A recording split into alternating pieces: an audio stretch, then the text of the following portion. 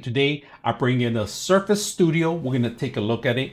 We're not going to go under the hood because it's a little difficult to explain on that one. We're going to open the side. So we're going to see how well it works and how light it is and if it's even worth it. So the reason we got this one is because a lot of the old Surface that I used to like the Surface Book, which was a detachable unit that had two pieces. You had two different batteries, you had two different GPUs, and also two CPUs. So we're going to take a look at it and see how well it works and see if it's worth it. So first thing you see on the book itself, it's the same thing like the other Surface Book. It's pretty much basic keyboards, all the functions on the top. It doesn't have the 10 keys. It's a little shorter, but it's a lot thicker too because it has something hidden in here. So we're going to take a look at that part. Touchscreen, of course, camera, nothing higher than that. Pretty much all the function keys. The pad is always big. It takes a lot of the space, a lot of real estate here. And on top of that, what you can do is there's no camera on the back. They got rid of the camera a while back, but they got that great feature that I'm going to show you guys. So when you have the system in here, you can actually fold it now. All right, so what you guys do is you grab the system and you fold it forward. See how that system goes? It goes forward, and you can make it a tablet into one tablet.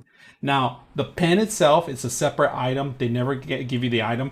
Depends on the pen. We're going to take a look at the pen itself too. Now, this system itself, it's really durable. I like it. But if you hit a corner, you could shatter the whole thing. So be careful on that part of it. Now, if you can see the thickness of it, we're going to talk a little bit about the side. This is the power module that Surface hasn't changed for quite a while, and this is a 3.5 jack, of course, that you have in here. On the other side, you have two Type-C USBs. All right, that's pretty much it. Now the thickness of it, it's more than an inch on thickness. Now if you can see all the vents on the bottom, they're all coming through here. All the vents are right here, are located on the side of it, and then on the other side too. There's a couple of vents on here. Thickness of it, like I said, it has a couple of rubber ends at the end and the beginning here, so very stable enough. And now, like I said, you don't have to use it as a tablet. You can use it as a notebook. You could touchpad and pretty much take it on the road with you. Interchange how you want to be work.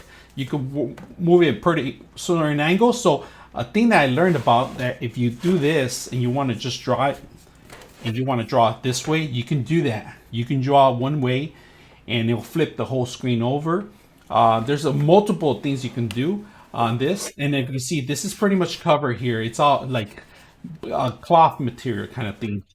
So the system itself locks in. There's a magnet, of course, built in, and you pretty much close it. That's pretty much it. Now the heat itself, you're going to see where the heat's coming in and going out. Of course, there's a couple of vents that's coming in through here, coming out through here. I'm not sure where the heat's coming out in and out, but it cycles the whole air through. So we're gonna take a look if they even got rid of the heat in the back. We're gonna take a look at it where the air comes in and all that stuff. But performance wise, there's a couple of units you can buy out of there.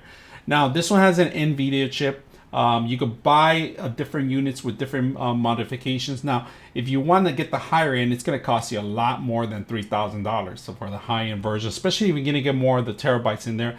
Now, this particular unit, we're going to turn it on and see what you get when you purchase it like this. But we're going to take a look at the heat, the noise levels, and all that stuff. So let's get ahead and take a look.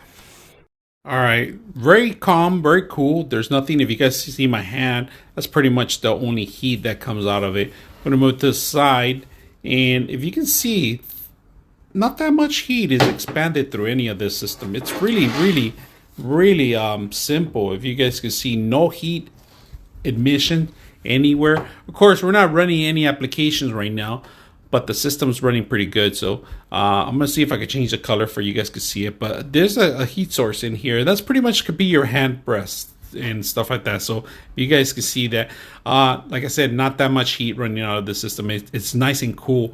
Very quiet. One of the most quiet systems I had so far. Even when I run some applications and stuff like that, it's not that bad. Now I tried to put an external GPU. It didn't work, unfortunately. So